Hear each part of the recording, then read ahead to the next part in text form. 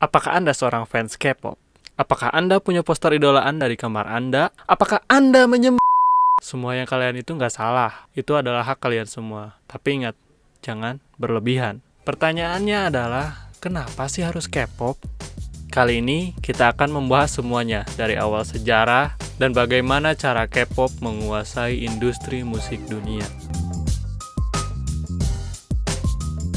Menurut berbagai kalangan, K-pop ini dibagi menjadi 3 generasi. Generasi pertama muncul di tahun awal 1990-an. Pada awalnya, musik yang tren di Korea itu adalah musik pop tradisionalnya Korea. Lalu muncullah Seo Taiji and Boys. Seo Taiji and Boys menampilkan nyanyian dan tarian, yaitu cikal bakal K-pop yang kalian dengar saat ini. Pemerintah Korea Selatan sendiri memang sudah lama memberi perhatian khusus kepada mereka, terutama di industri kreatifnya. Pada akhir dekade 1990-an, di kala negara-negara Asia masih terkena konflik dan krisis ekonomi, Korea Selatan justru membentuk Kementerian Kebudayaan khusus divisi untuk K-pop. Jadi mereka itu full support oleh pemerintah. Lalu generasi kedua berlanjut ke generasinya SNSD, Big Bang, atau apapun lah yang kalian pernah dengar. Generasi kedua ini disebut The Golden Era of K-pop, yaitu pada sekitar tahun 2000 sampai 2010. Dan jangan lupa juga, yang membuka jalan untuk semua artis K-pop hingga bisa menduduki tangga musik tertinggi di dunia saat ini adalah Gangnam Style. Gue inget banget tuh, waktu itu Gangnam Style kalau nggak salah waktu gue SD ya. Karena opa Gangnam Style ini yang gini-gini, akhirnya dunia terbuka dengan culture-nya Korea Selatan.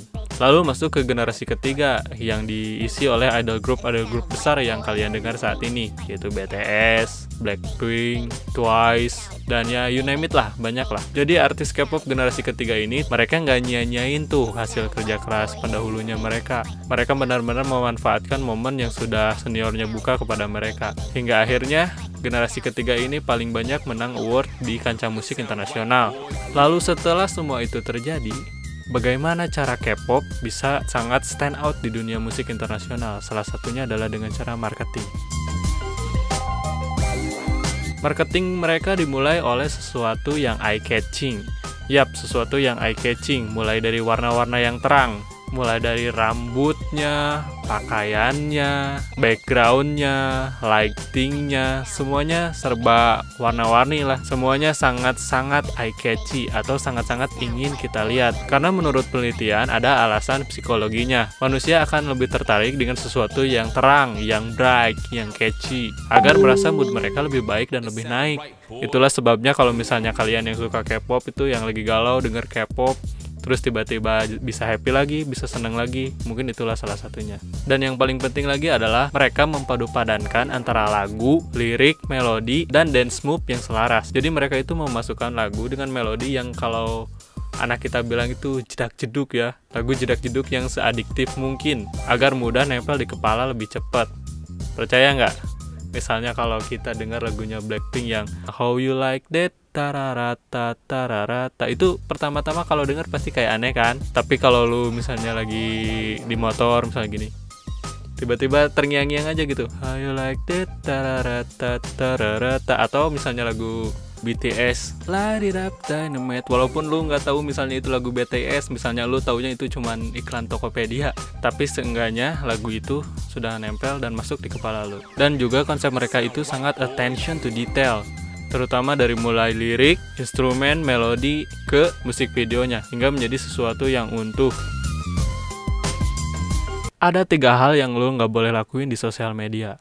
Pertama, lu komen nyinyir di akun orang. Yang kedua, scrolling IG-nya mantan. Yang ketiga, gangguin fans K-pop. Gak boleh banget tuh. Seberapa dominannya sih K-pop ini di sosial media? Kalau gue sih, yang ngeri banget lah, mereka itu dominan banget di sosial media. Kalau lu buka Instagram, pasti nongol K-pop. Kalau lu buka trending Twitter, pasti nongol K-pop lagi. Apalagi lu buka trending YouTube. Twitter mengumumkan daftar negara yang paling banyak meng-tweet tentang artis K-pop sepanjang tahun 2020. Dan Indonesia berada di peringkat ketiga, cuy. Ketiga loh.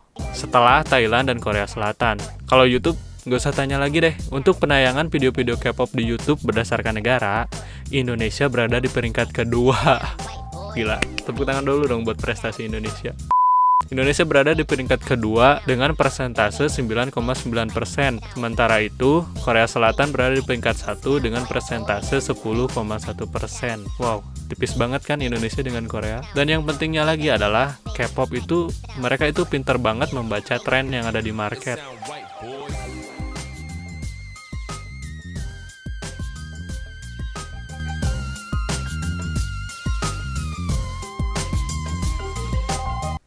Ya, pendekatan kekeluargaan. Tidak hanya tampil di musik video, di acara televisi, ataupun di iklan, mereka juga sering menunjukkan kegiatan mereka waktu latihan, waktu jalan-jalan, berinteraksi dengan satu sama lain antara member grup, dan hal-hal itu benar-benar di-highlight oleh mereka. Kenapa? Karena hal-hal tersebut itu dapat memunculkan perasaan kedekatan antara fans dan idolnya. Karena fans itu sangat senang sekali jika dilibatkan dengan idol mereka. Betul nggak? Kalau lu ngefans sama seseorang, pasti lu pengen ada komunikasi kan dengan orang yang lu idolakan tersebut.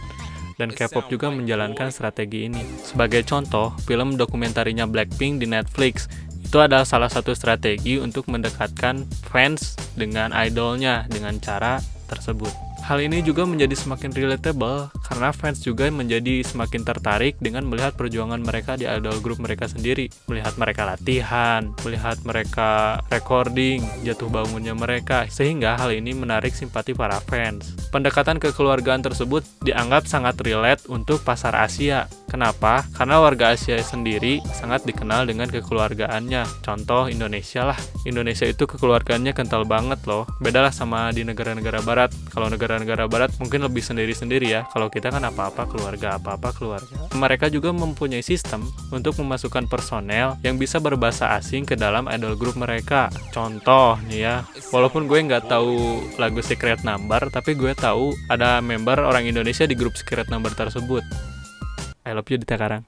Dan contoh terbesarnya adalah Lisa Blackpink, yang seperti kalian tahu sendiri Lisa berkewarganegaraan Thailand. Dengan demikian, K-pop bisa diterima di semua kalangan dan berbagai negara, terutama remaja. Kalau kalian perhatiin cuy, artis K-pop itu, mereka itu benar-benar giat dalam berlatih. Mereka itu udah kayak atlet men. Mereka itu berlatih berjam-jam. Dan mereka itu sangat bersungguh-sungguh dengan apa yang mereka inginkan, dengan apa yang mereka targetkan. Jangan lu kira kalau mereka itu cuman mager-mageran terus sukses gitu. Nggak ada bro. Semua kesuksesan itu adalah hasil kerja keras. Itulah sebabnya kenapa negara Korea menjadi negara salah satu yang paling kompetitif di dunia. Para artis K-pop ini juga sama manusia seperti kita bro. Mereka bisa menangis, mereka punya keluarga, mereka bisa patah hati, mereka bisa cedera juga kayak kita. Kalau mereka bisa, kenapa kita enggak?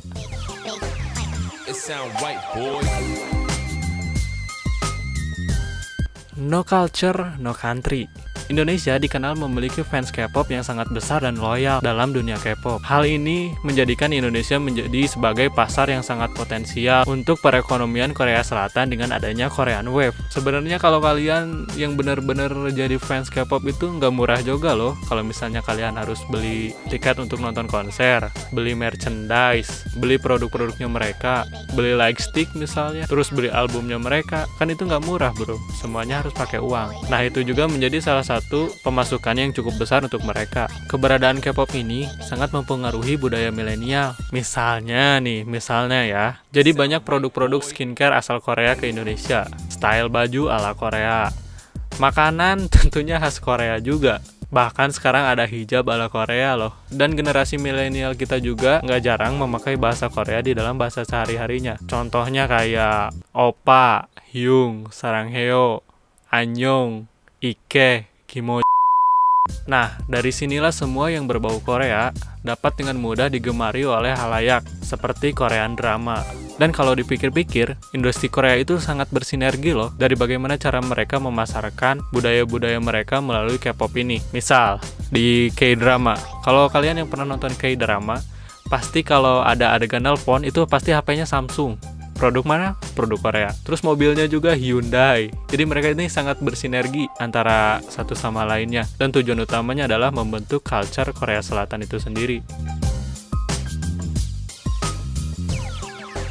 Oke, ini adalah segmen yang paling gue suka. Adalah segmen What If. jikalau. Oke, bagaimana jika semua yang kita bicarakan dari awal sampai sekarang tadi dilakukan di industri hiburan Indonesia? Coba bayangin dulu aja deh, bakal terjadi kayak gimana. Tentu saja kita sebagai warganya akan sangat bangga dong kalau industri kita bisa sehebat dan se-stand out Korea, terutama dari segi ekonomi kreatifnya. Coba sebutin satu-satu deh yang bisa dibanggain dari Indonesia apa aja. Misalnya makanannya, kebudayaannya, alamnya, banyak korupsi. Oke, sekarang kita coba bayangkan kalau dangdut bisa seterkenal K-pop dengan cara marketing yang mereka lakukan. Mungkin wajah Via Valen akan nongol di billboardnya Times Square di New York, Amerika. Mungkin juga semua orang di dunia akan terkenal dengan virus koplo, bukan virus K-pop misalnya nih ya. Misalnya ada orang bule joget gitu, ho gitu. Mungkin aja kan kalau kita semua bisa membangunnya seperti Korea Selatan, terutama dengan bantuan pemerintah juga tentunya. Oke, sekarang kita bayangkan makanan kita seterkenal makanan Korea.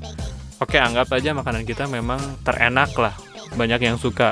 Tapi kalau boleh jujur sih makanan Korea lebih terkenal bro daripada makanan kita. Betul nggak? Ya mungkin itu masih bisa debatable lah ya. Karena menurut gue kita itu sebagai warganya, gimana ya? Kalau misalnya kita makan ketoprak itu di pinggir jalan, gak mungkin kan kita story ini. Gue lagi makan ketoprak nih. Tapi kalau lo lagi di restoran Korea, pasti lo storyin tuh lo lagi makan kimchi itu. Kimchi, sorry. Misalnya lu lagi makan kimchi di resto Korea, pasti lu storyin tuh. Tapi kenapa itu tidak dilakukan saat lu makan makanan tradisional Indonesia? Oke, selanjutnya, bayangkan bagaimana kalau sinetron Indonesia seterkenal Korean drama. Ya mungkin sinetron kita juga kualitasnya akan lebih baik. Nggak sembarangan lah, nggak berepisode tapi ceritanya muter-muter di sana mulu. Memang gue akui Korean drama itu dari segi cerita, visual, karakter semuanya itu menarik, dan gue adalah salah satu penggemar dari Korean drama. Apakah kita bisa membuat sinetron kita seperti Korean drama? Jawabannya adalah sangat mungkin, asalkan kita mau merubah kualitas kita. Setuju? Oke, sekarang kita sudah berada di akhir video. Mari kita tarik kesimpulannya. Kesimpulannya kalau yang gue pikirkan sih, kita boleh menyukai apapun, kita boleh menyukai siapapun, kita boleh menyukai kebudayaan apapun, termasuk budaya asing. Apalagi yang sekarang lagi terkenal kebudayaan Korea. Tapi yang harus kita ingat, kita juga harus menjunjung tinggi budaya kita sebagai budaya rakyat Indonesia. Oke, mungkin segitu aja video kita kali ini. Sampai ketemu lagi di video berikutnya. See you.